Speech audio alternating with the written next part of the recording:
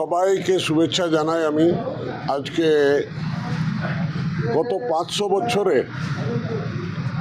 যে জন্মস্থান থেকে আমরা বিচ্যুত ছিলাম, সেই জন্মস্থান সুপ্রিম কোর্টের জাজমেন্টের পর সেই জাজমেন্টটা সমস্ত ধর্ম সর্বধর্ম মান্য হয়ে একটা ভব্য মন্দির শ্রী রাম জন্মভূমি তীর্থের অনুসারে ওখানে তৈরি হয়েছে, যার উদ্ঘাটন হয়ে গেছে বিধিবত। আমাদের প্রধানমন্ত্রী মাননীয় মোদিজি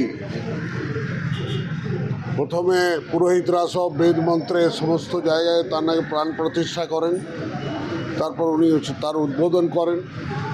আর সেই পূজা অর্চনা করে উদ্বোধন হওয়ার পর লক্ষ লক্ষ মানুষ ওখানে দর্শন করছে। আর এই প্রথম রামনবমী মন্দির উদ্বোধন হওয়ার পর এটা আছে সারা বিশ্বের লোক যারা মর্যাদা পুরুষোত্তম রামের বাণীটাকে মেনে চলে, তারা আজকে আনন্দে বিভোর হয়ে রামনবমী পর্বটাকে পালন করছে।